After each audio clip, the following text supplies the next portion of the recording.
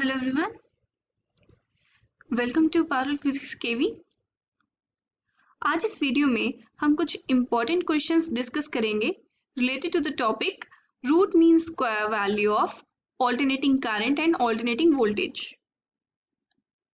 The first question says the peak value of EMF in an alternating current is E naught. हमें जो EMF है उसकी peak value दे रखी है, that is E naught. We have to write its RMS value और उसकी average value over a complete cycle.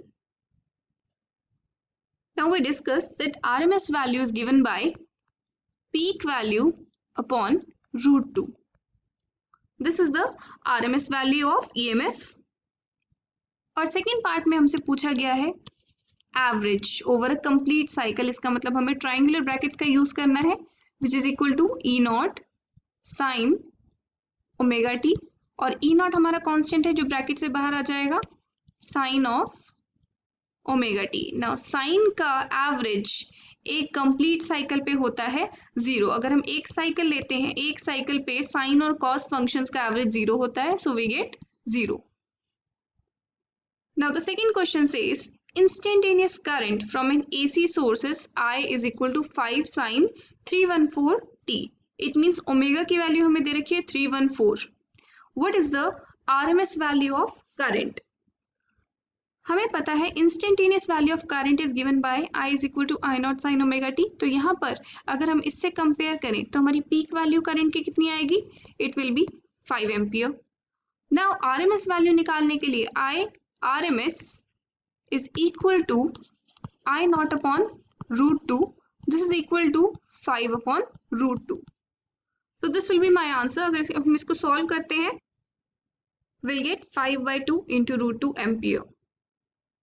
Now let's look at the third question which says calculate the RMS value of alternating current shown in the figure.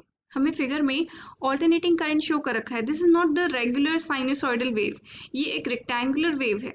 हमें इस wave की RMS value निकालनी है।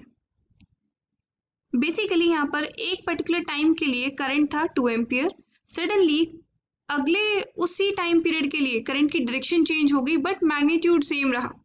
इसी तरीके से नेक्स्ट टाइम पीरियड में current की वैल्यू रही 2 एम्पियर। तो इस तरीके के क्वेश्चंस को सॉल्व करने के लिए हम अपना डायरेक्ट फॉर्मूला लगा सकते हैं, क्योंकि यहाँ पर करंट की वैल्यू साइनसॉइडली वेरी नहीं हो रही है, कांस्टेंट्स है। So we can directly write its root of mean. कितने करंट्स हैं यहाँ पर? 1 2 3। तो 3 का मीन लेना है, किसका? उनके स्क्वायर्स का मीन लेना है।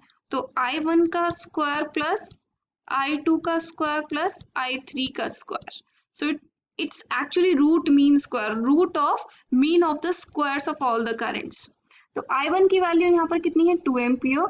I2 की वैल्यू कितनी है यहाँ पर? -2 एम्पियर। और I3 की वैल्यू है अगेन 2 एम्पियर। सो डायरेक्टली हम पुट करते हैं तो विल गेट दिस, और हम इसको सॉल्व करते हैं। So we get 12/3 and it's equal to 2 ampere. This is the root mean square value of this waveform.